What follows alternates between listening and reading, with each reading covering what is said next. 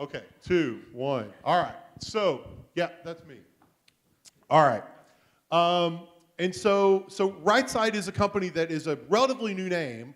We were created in earlier this year. We were part of a spin out of a company called Demand Media, but we actually own a bunch of brand names, some of which you may know. Enom is one.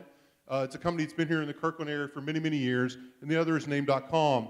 So everybody knows what a domain is, right? You've got this thing called a second level domain, something www. whatever, and then traditionally .com at the end. That's what's called your TLD, right? Your generic top level domain. And so those are sold by registries, the middle part's sold by registrars. And the problem is there are limited options. How many of us have tried to find the name you want? Siren.mobi, right? Beautiful app, amazing thing, but Siren.com, probably taken, right? Hard to find. And so the challenge is, and ICANN and the folks that run the internet have been seeing this, and what they figured out earlier this year, earlier last year, I guess I should say, a whole bunch of new top-level domains. So there'll be about 1,000 of these launched, and what you now have, instead of just .com, you have .lawyer, .attorney, .ninja, .guru, .social, .bike, .whatever. And so what that gives you is availability on one side and specificity on the other. So instead of just a generic name, you now can be very clear about what you are and what you're about. Are you about a market? Are you about selling something? For sale. Market. Are you about being an attorney? There you go. Dentist. Are you about being a ninja? And so instead of just musicvideo.com, you can have music.video or dance.video. Instead of just autoauction.com, you can car.auction. You can target exactly what your company is about. Now, it doesn't mean that has to be the name of your company, but you can use those names to point back at your site. Because before, you sort of created a brand and you had one version, one vision of who you were. And so you said, okay, well, I'm www.whatever, and that's my site. Well, how many of us now have GitHub accounts? Well, that's, for me personally, steve.engineer. If you have my Twitter account, it's actually, you can find that at steve.ninja. You want to go to my Facebook page? That's steve.social. So all of those, and those are literal names. You can type those in. You can all go to those. And so all of us and our companies all have .reviews for our Yelp page, right? .social for our Facebook or our Twitter feeds. There are all these great options that can direct you and focus your brand instead of somebody else's, right? Instead of just using a bit.ly link with bit.ly.blah bullshit, you can have rightside.social, something we use, or rightside.rocks. That's what we use as our own URL shortener, because it focuses on our brand, not Bitly's. Or if we want our own email, someone wants their own email, you can use .consulting. And so you now have all kinds of new names and ways you can focus this, and I'll give you some examples. So there's actually someone created a blog for diabetes. They created diabetes.ninja to really focus what they're focused on, because they were already using Ninjabetic. That was something that was their brand about focusing on that disease. I'll give something else I'll talk about. I've been doing startups for a long time, and so these are just some that I've been involved in, and they were all .coms. And you know, if you look at just that, what do each one of those do? The last one I was involved in was Choreo, great company. It was given that name because they created a brand because it was the .com they could get, right? Then you have to go explain to everybody, well, what's Choreo? Because it's surely not self-evident, right? You got to go figure that out. So you look at what people are doing. The Pope. This is actually from the Vatican. Scholus.social is a website created by the Pope. How cool is this guy, right? Guy Kawasaki, maybe you've heard of him. He's kind of an evangelist, kind of a big deal, right, on the whole social media thing. His new book, his website is artof.social, right? He's not going to be artofsomething.book.com, right? He's going to focus on this, and in fact, that was the tweet he sent out about it, to talk about the art of social media. The guy that started Vegas.com has now created a whole new concierge service around the brand Vegas.ninja. And you can literally go to Vegas.ninja, and they bought the 4 major billboards on your way from LA on the 15 freeway on the way from LA to Vegas. So you see him promoting Vegas.ninja. And then if you are hungry, croissant.reviews will apparently hook you up with flaky, or I don't know if you can see this, but there's like this crunchy and there's flaky and there's something else down here. It's a little hard to see. But again, these are all real sites that people are using that create real opportunities for them to tell their story and tell their brand and talk about what they're doing. Things that are memorable, that are available in ways that they aren't in .com or .net or .co.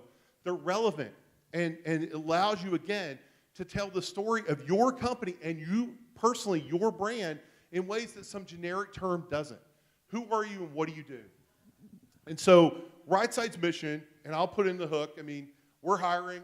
We got a bunch of open engineering positions. We got other open positions right down the road. But our mission is to make it easy for people to really brand and present themselves online. And that's core to what we do. We do it via APIs, and we do it via retail sites. And we really think that everyone ought to be taking a hard look at a new way of creating and presenting what they're doing online.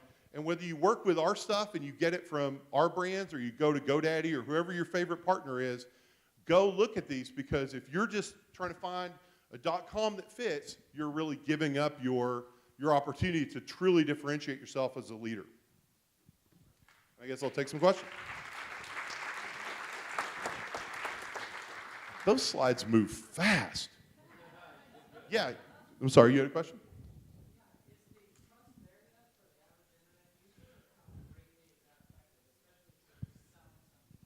So the question was, is the trust there for the average internet user or not? And so I would say yes. I mean, it's clearly what we're encouraging people to do is, when you're promoting these names, do things like include the www, or include some other, make it look like a full URL link when you're describing them, because you've seen people like Sony for a long time, and I think they still do, had a brand tag called make.believe, right? Which now today actually could look like a web address. And so, but yeah, I mean, we're seeing traffic. Google, the other question we get a lot is, how does this impact SEO, right? Is this gonna hurt or help my SEO chances? And the answer to that question is, it's not gonna hurt them. Google has come out, and in fact, Google is both a registry and a registrar. You can go to Google right now and buy domain names. You can buy them direct from Google and from Amazon and from many other companies. And so what they've said is, it won't hurt you. If you've got great content, then it certainly won't hurt you.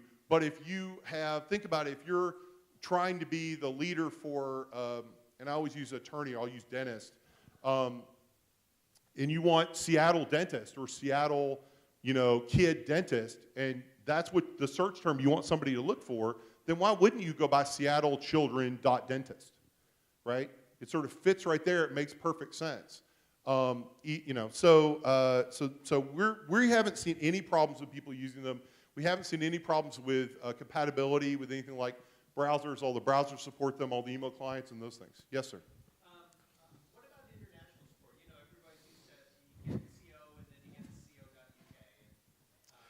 There's a lot of international TLDs. That is actually an excellent question. Thank you so much for doing that. So one of the things, for the first time, this new generation of new TLDs that are available, you actually have non-Latin character sets, meaning not the sort of traditional alphabet, 26-character alphabet that we're used to. So you can get dot something in fact, the first one to launch was in Arabic. You can get it in Cyrillic. You can get kanji. You can get Chinese, traditional simplified. So there are all kinds of different, so you may, for your brand, may want a Latin character set word, but you may want to buy what's called the IDN, or the international domain name, for web, the equivalent of web in Chinese, if that's a market you really care about.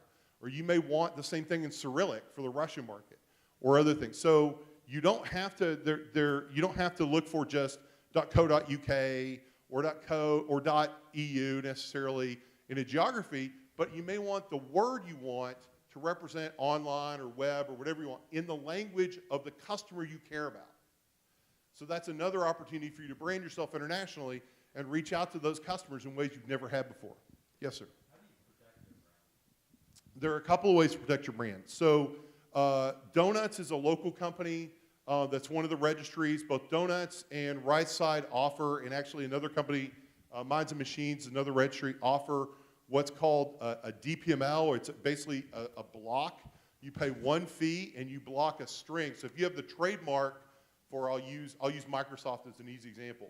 Microsoft can go and say, well, we own the trademark for Microsoft. So hey, registry, we're going to pay you one fee, and the word Microsoft is now blocked for all versions and all TLDs that you have in one place, except in these cases, we actually want to use it.